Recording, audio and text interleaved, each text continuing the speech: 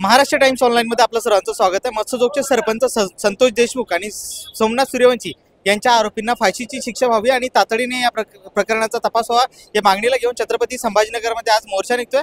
जन आक्रोश मोर्चामध्ये या समावेश होणार आहे। लाखोच्या संख्येने या ठिकाणी लोक सहभागी होतील असं आयोजकांनी सांगितलं। आपल्यासोबत सोमनाथ सूर्यवंशी यांचे भाऊ आहेत। तुम्ही आज ह्या मोर्चामध्ये सहभागी होत आहेत, काय वाटतं? जोपर्यंत न्याय भेटत नाही तोपर्यंत हे असेच मोर्चे निघत राहणार आणि सरकारने याची दखल घेतली पाहिजे आणि लवकरात लवकर न्याय देण्याचं काम केलं पाहिजे। जे काही संतोष अण्णाचे मारेकरी असतील किंवा माझ्या भाऊ सोमनाथचे मारेकरी असतील त्यांना लवकरात लवकर शिक्षा झाली पाहिजे। त्या मारेकरीवरती मनुष्यवधाचा गुन्हा दाखल झाला पाहिजे आणि त्यांना फाशीची शिक्षा झाली पाहिजे। जोपर्यंत न्याय भेटत नाही तोपर्यंत हे असेच मोर्चे निघत राहणार। आता सध्या जी काही सोमनाथ सूर्यवंशी असो यांची जी काही हत्या झाली त्यानंतर सरकार कसं काम करतंय, हे सरकार जे काम करतंय त्याची माहिती तुम्हाला मिळते का आणि त्याच्यावर तुम्ही समाधानी आहात का? जवळपास 1 महिना आज उलटून गेलाय। 15 तारखेला सोमनाथचा मृत्यू झाला। 18-19 तारखेला विधानसभेमध्ये मुख्यमंत्री साहेबांनी आर्थिक मदत जाहीर केली, जे की पूर्णपणे चुकीची माहिती देऊन त्यांनी आर्थिक मदत जाहीर केली होती। त्याला आज 1 महिना झालेला आहे आणि 1 महिन्यापासून सरकार सांगते की आम्ही न्यायालयीन चौकशा करतोय, न्यायालयीन चौकशा करतोय, न्यायालयीन चौकशा करतोय। ह्या ज्या चौकशा आहेत ते एकदम मंद गतीने चौकशा चालू आहेत। फक्त ते गाजर दाखवत आहेत आम्हाला की आम्ही करतोय न्यायालयीन चौकशी। आता नवीन समितीची निवड केली आहे, 1 सदस्यीय समितीची, जे की VL आचेली आहे, त्याचे सदस्य आहेत, सेवानिवृत्त न्यायाधीश आहेत। त्यांना जो कार्यकाल दिलेला आहे 3 ते 6 महिन्याचा तो आम्हाला मान्य नाही, कारण जवळपास 1 महिना त्यांनी ऑलरेडी घेतलेला आहे। आता मला वाटतं की 1 ते 1.5 महिन्यामध्ये त्यांनी चौकशी केली पाहिजे, कारण सोमनाथचे मारेकरी हे कुठं पळून गेलेले नाहीत, कुठं फरार नाहीत।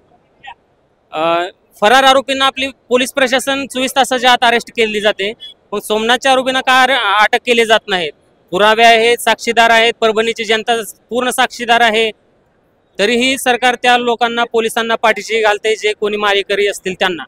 तुम्ही एक शब्दाचा उल्लेख केला की मुख्यमंत्र्यांनी चुकीची माहिती देऊन तुम्हाला आर्थिक मदत घोषित केली होती, तर नेमकी चुकीची माहिती कोणती आहे? चुकीची माहिती अशी आहे की सोमनाथच्या पाठीवरती हे खूप जखमा होत्या। मेडिकल रिपोर्टमध्येही ते सिद्ध झालेलं आहे की सोमनाथचा मृत्यू हा मारहाणीमध्ये झालेला आहे। ज्या दिवशी PM झाला त्या दिवशी रिपोर्टमध्ये आलेलं होतं की शॉक फॉलोइंग मल्टिपल इंजुरी, याचा अर्थ असा होता की मारहाणीमुळे त्याचा मृत्यू झालेला आहे। हे रिपोर्ट काय खोटं बोलू शकत नाही, का डॉक्टर अनपढ नव्हते, ते फॉरेन्सिक लॅबचे डॉक्टर होते। त्यांनी जो रिपोर्ट दिलेला आहे तो योग्य दिलेला आहे। आणि सोमनाथ ज्या दिवशी मेला त्या पोलिसांनी प्रकरण दबावण्यासाठी सोमनाथचा मृत्यू हा हृदयविकाराच्या झटक्याने झाला, त्याचा श्वसनाचा आजार होता, हे रिझन त्यांनी समोर दिलं आणि जो मेन रिझन होता तो फॉरेन्सिक लॅबने दिलेला आहे। आणि हत्या ही पोलिसांनीच केलेला आहे, 101% त्यामध्ये दिसून आलेला आहे। मग ही हत्या झाली हे तुम्हाला माहिती आहे, ही माहिती तुम्ही त्यांना दिली का? आणि हे प्रकरण दडपण्यासाठी कोण प्रयत्न करते, कुणावर तुमचा संशय आहे? प्रकरण दडपण्यासाठी हे बघा, आतापर्यंत आम्हाला मॅनेज करण्यासाठी बरेच लोक आले, आम्ही मॅनेज झालेलं नाही। ज्या दिवशी मी परभणीमध्ये आलो भावाचा मृत्यू झाल्यानंतर IG साहेबांकडे आम्हाला तिथं घेऊन जाण्यात आलं, IG साहेबांकडे चर्चा करण्यासाठी। तिथं मला 50 लाखाचा आमिष आणि दोन्ही भावांना नोकरीचं प्रशिक्षण देऊ असं अशोक गोरबांड यांनी मला स्वतः आमिष दाखवलं, मला बोललं। इतर पोलीस अधिकारी तिथं होते ते काही नाही बोलले, पण तो व्यक्ती कसा काय बोलू शकतो? त्याच्याकडे पैसा जास्त होता का? तो का लय सहानुभूती लोकांना दाखवतोय का? याचाही विचार सरकारने केला पाहिजे। त्यानंतर आमच्यापर्यंत बरेच लोक आले मॅनेज करण्यासाठी, 2-2 कोटीचे ऑफर आले होते माझ्या गावापर्यंत, लोक आले होते।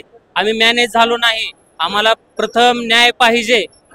सरकारने 2 वेळेस आमच्यापर्यंत 10 लाखाची आर्थिक मदत पाठवली, आम्ही त्यांना। तुम्ही म्हणताय की मॅनेज करायला लोक आले होते, हे लोक सिस्टीम मधले आहेत की पोलीस खात्यातले आहेत की सरकारमधले? मी ते काय सांगू शकत नाही, कारण मी जे आज उघड केलं तर माझ्या जीवाला धोका आहे, 100% धोका आहे। मी ते शोधायचं काम सरकार करेल ना।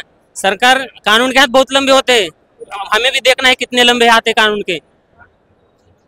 सगळे पुरावे आहेत, सर्व साक्षीदार आहेत, सर्व मेडिकल रिपोर्ट आहेत, तरी देखील तुम्ही पोलिसावरती FIR दाखल करत नाही, त्यांच्यावरती गुन्हे नोंद करत नाही। म्हणजे तुम्ही डायरेक्ट पोलिसांची पाठराखण करताय, त्यांना प्रोत्साहन देताय तुम्ही असं पुढे हे करत जा म्हणून। मुख्यमंत्र्यांना काय सांगणार? मुख्यमंत्र्याला माझी एकच विनंती आहे की साहेब लवकरात लवकर चौकशी करा त्या लोकांची, जे काही गुन्हेगार आहेत त्यांची चौकशी करा। मी म्हणत नाही की सर्व पोलीस वाईट आहेत किंवा सर्व पोलीस चांगले नाहीत, त्यांनी लवकरात लवकर त्या लोकांची चौकशी केली पाहिजे ज्या लोकांनी माझ्या भावाची हत्या केली, आणि त्यांना फाशीची शिक्षा दिली पाहिजे, त्यांच्यावरती मनुष्यवधाचा गुन्हा दाखल झाला पाहिजे। आणि संतोष अण्णाचे पण जे काही मारेकरी असतील त्यांनाही फाशीची शिक्षा झाली पाहिजे। सरकारचे काही शिष्टमंडळ आहेत, काही लोक आहेत जे तुमच्याकडे तब्बल 10-10 लाखांचे चेक घेऊन येत आहेत, तर तुम्ही ती मदत नाकारतायत, नेमकं काय कारण आहे? त्याचं कारण असं आहे की आम्हाला अजून न्यायच भेटला नाही. जोपर्यंत न्याय भेटत नाही तोपर्यंत आम्ही आर्थिक मदत स्वीकारणार नाही हे आम्ही ऑलरेडी कलेक्टर साहेबांना सांगितलं, तहसीलदार साहेबांना सांगितलं, उपविभागीय अधिकाऱ्यांना सांगितलं, तलाट्यांना सांगितलंय. 2 वेळेस ते येऊन गेले. आम्ही त्यांचे आभार मानले, कारण त्यांचं कर्तव्य होतं. त्यांच्या कर्तव्याचे ते पालन केले.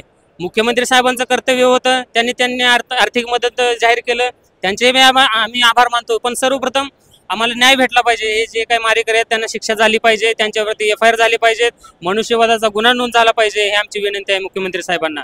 आणि हे जे संतोष अण्णाचे पण मारेकरी आहेत किंवा विजयबाबा वाकुडे आहेत, त्यांनाही खूप प्रेशर आला होता त्यांच्यावरती सरकारचं, त्याच्यामुळे त्यांचं निधन झाला. संतोष अण्णाचं एकदम भयानक हत्या केलेली आहे लोकांनी. जे कोणी हत्या केले त्यांना शिक्षा झालीच पाहिजे.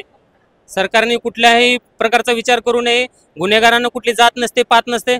त्यांनी डायरेक्ट त्यांच्यावरती निर्णय घेतला पाहिजे आणि लवकरात लवकर त्यांना शिक्षा दिली पाहिजे. सर, हे होते सोमनाथ सूर्यवंशीचे भाऊ. आम्हाला मॅनेज करण्यासाठी कोट्यवधी रुपये आणले होते, मात्र आम्ही मॅनेज झालो नाही. सरकारने तातडीने या प्रकरणाची तपास करावा आणि यामध्ये जे काही दोषी आहेत त्यांच्यावर कारवाई झाली पाहिजे अशी मागणी त्यांनी केली आहे. सुशील राऊत, महाराष्ट्र टाइम्स, छत्रपती संभाजीनगर.